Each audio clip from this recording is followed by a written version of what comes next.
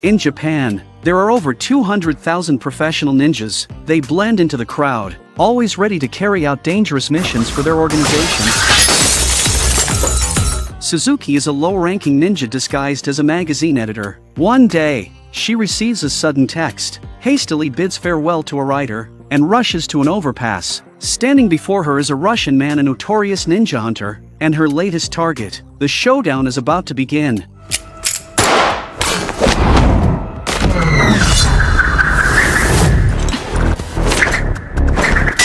Suzuki moves like a feather on the wind, but her opponent is no slouch either. Not far away, elite ninja Kato watches silently from the shadows. This high-stakes mission could determine whether Suzuki earns her promotion to mid-rank, but as the fight drags on, Suzuki begins to tire. She's losing ground. Suddenly, she pulls out a stun baton from who knows where. A jolt of electricity forces them apart, but then the man draws a gun and aims at the now exhausted Suzuki. Just then, a toothpick whizzes through the air and pierces the man's arm.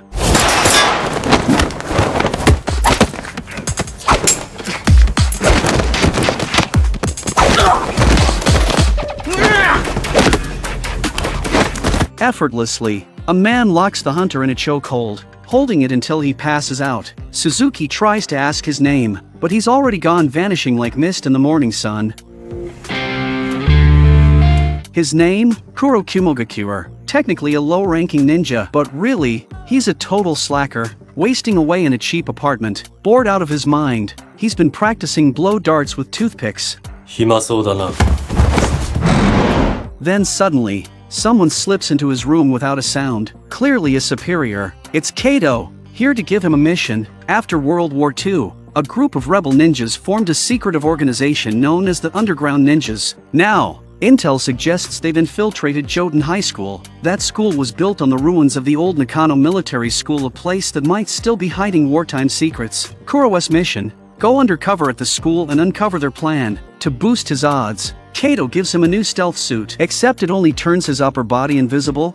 What about his legs? As Kuro goofs off with the half-invisible suit, a voice calls from the bathroom. It's his female roommate, yelling for toilet paper, but Kuro's a gentleman. Kind of. He closes his eyes and prepares to help.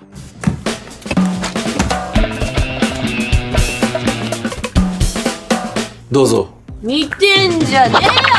The next morning, Kuro arrived at Joten High School, utterly dead inside because he had to take an entrance exam. Sporting a ruggedly handsome but weary face, Kuro quickly caught the attention of Noguchi, another student retaking the test. Once inside the classroom, Kuro walked a slow circle while staring at the floor before choosing a seat right next to Noguchi. Turns out, the organization had already planted an answer key on the floor using color-coded rice grains and a secret ninja cipher. Just as Kuro was about to copy the answers, Noguchi suddenly screamed he thought the rice grains were bugs. The teacher immediately told him to grab a broom and clean it up. Kuro knew he couldn't just sit there and do nothing.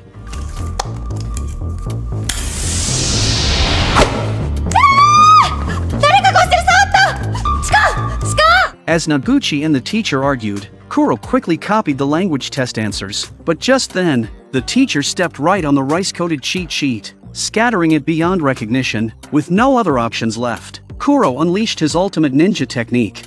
Ninpo, Suito no Jutsu.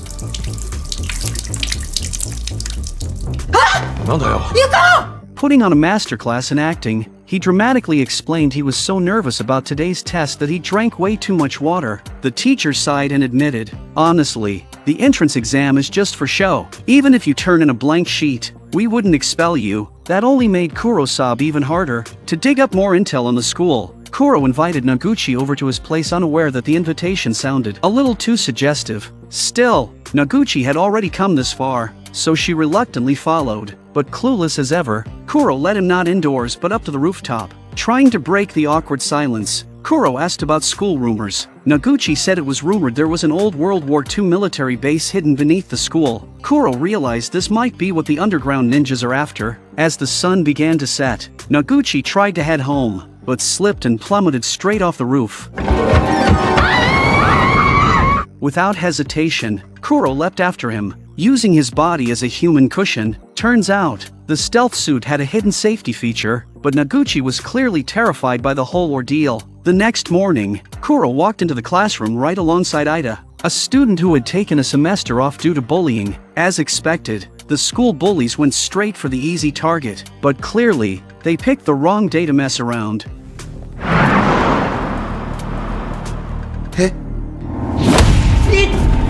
Kuro headed to the back row. His earlier actions had already earned the admiration of Mitsuki, the class beauty, and her seatmate Kawato, but he soon noticed Noguchi glaring at him with a dark, jealous intensity. Just then, a beam of light flickered across his face. It was a secret signal used by ninjas. Kuro stood up without a word and walked straight out of the classroom. Clearly, the teacher had never seen a student with that much attitude. On the rooftop, a boy was waiting. Saryuta, a high-ranking ninja, is his name. That night, he tried to intervene but Kuro beat him to it. Like Kuro, Shioni's also an undercover agent at the school, tasked with tracking down members of the underground ninjas. Another ninja in disguise? The school's own discipline director. He told Kuro to meet him at the boiler room after class, then vanished without a trace. Kuro showed up as instructed, only for the director to suddenly draw a katana from behind his back.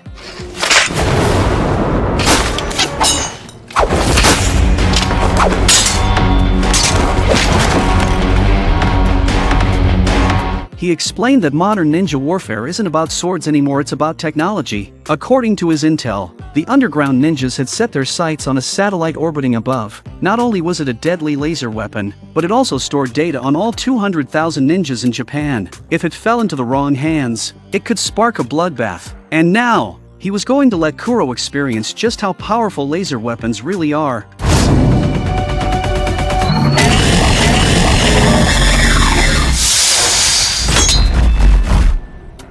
Kuro stumbled out of the boiler room, still shaken. Then he saw Mitsuki, the class beauty, waiting nearby for reasons unknown. She flashed him a cryptic smile and walked away without saying a word. Cut to a nearby convenience store. A customer had just left when the automatic doors opened again by themselves. One by one, snacks began falling from the shelves.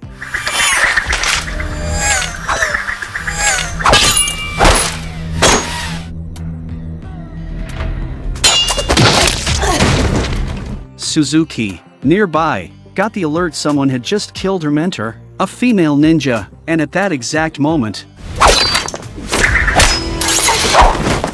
Suzuki realized the assassin was sent by the underground ninjas and he had a fully functional invisibility suit. Just then, Kawato happened to be passing by after school. Suzuki shouted at him not to harm any civilians.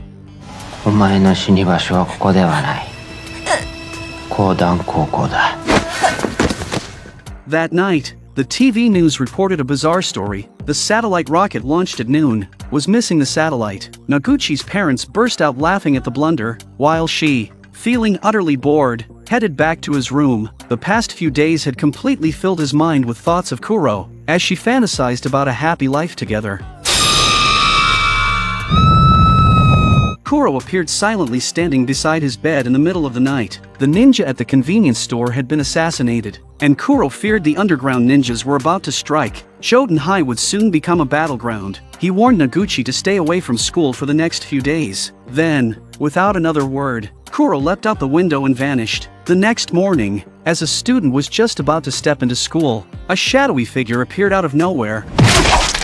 あれなんで俺の体が見えんの Meanwhile, Noguchi went to school anyway. He ran into the discipline director and told him Kuro had sneaked into his home the night before. The director's expression instantly changed. He handed Noguchi a ring box and told him to give it to Kuro if he saw him again, then rushed off in a hurry. Cut to, a headless body suddenly appears in the classroom. The door slams shut on its own, and the room descends into chaos. Terrified students scrambled to escape. Suzuki, still a low-ranking ninja, got the call and raced to the scene. ほらほら、君も戻って。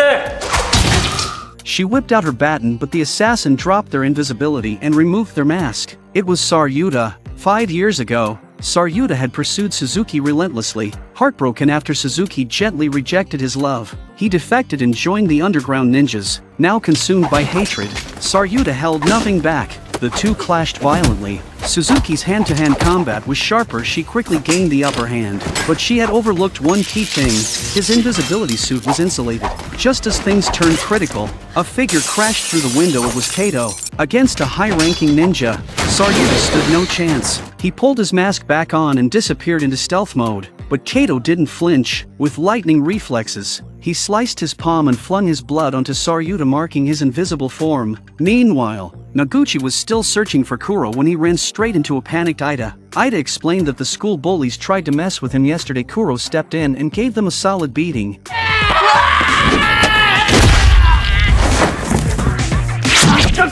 Right after that, Kuro had asked him if there were any unexplored tunnels or caves nearby. Turns out, while the bullies weren't great at school, they did know about a hidden passage in the area rumored to lead to an old World War II-era air raid shelter connected to the Nakano Military School. Kuro ventured in alone. As he walked through the eerie tunnel, a girl's silhouette appeared ahead. It was Mitsuki, the class beauty, and the mastermind behind everything.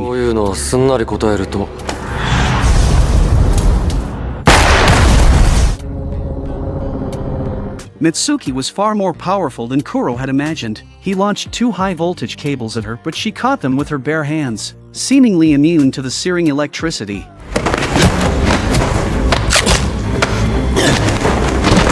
Cut to Saryuta wandering the school grounds, only to be blocked by a figure. That was Shion Hachiya. He drew his katana and lunged without hesitation.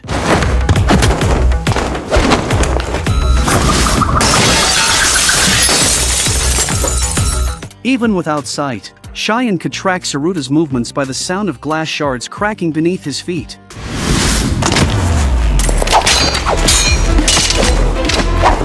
A red laser dot appeared on Saruta's chest. The orbital satellite had locked onto him, but just as the satellite prepared to fire, Saryuta, sensing danger, broke free from the targeting zone with all his strength. Shion gave chase and finally caught up to Saryuta on the rooftop. He swung his blade but only struck Saruta's coat. The next instant, Saryuta appeared behind him. Caught off guard, Shion tried to parry, but his katana snapped clean in two. Though Shion was nimble, Saruta's longer weapon gave him the edge.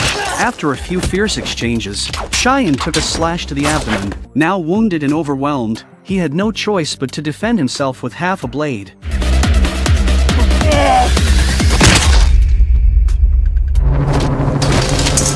Back in the underground tunnel, Kuro struggled to his feet. He knew he had no chance of beating Mitsuki, but he still wanted to know her true goal. Mitsuki finally revealed everything. She had deliberately spread false intel to lure the ninjas to the school hall, to trick the ninja organization into activating the orbital laser satellite. Using hacked data, they had reverse-tracked the satellite's location. And that satellite-less rocket from yesterday?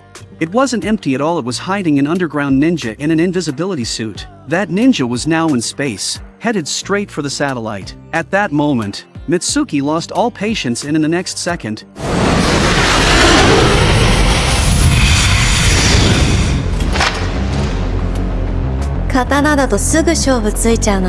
facing the overwhelming might of Mitsuki, Kuro kept dodging, but it was only buying him time. Just then, Noguchi arrived. Guided by Ida, he handed Kuro the ring given to him by the discipline director. Kuro slipped it on and extended the antenna. Suddenly, the hum of a drone filled the air and a katana hovered into view beside him. He grabbed the blade, then swept a handful of dust from the ground with his foot.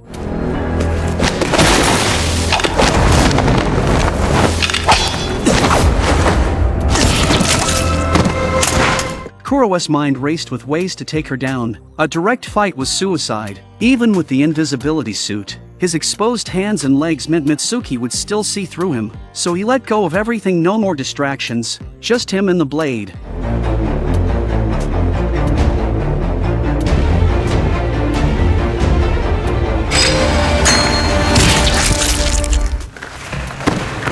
Kuro shoved Mitsuki away. He was already at his limit. Staggering, Noguchi rushed forward, catching him just in time, and the two stumbled toward the exit. Meanwhile, in space, the underground ninja had breached the satellite, uploading a virus. He seized control of the laser system. With one twist of a dial, the power level surged to max.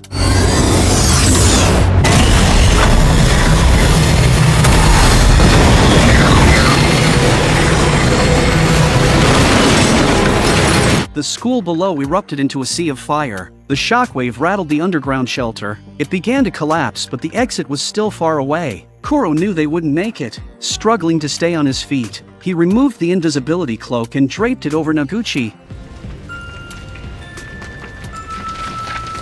Rubble rained from above, burying them both. Time passed. In the end, Noguchi stepped out. The invisibility cloak had saved Shi's life. The ninja organization publicly claimed it was a methane gas explosion beneath the school that caused the tragedy. A month went by. Noguchi, still mourning, spent every day missing Kuro, but one night, as she returned to his room, he found a strange man had somehow snuck in unnoticed. 俺は雲係十郎だ。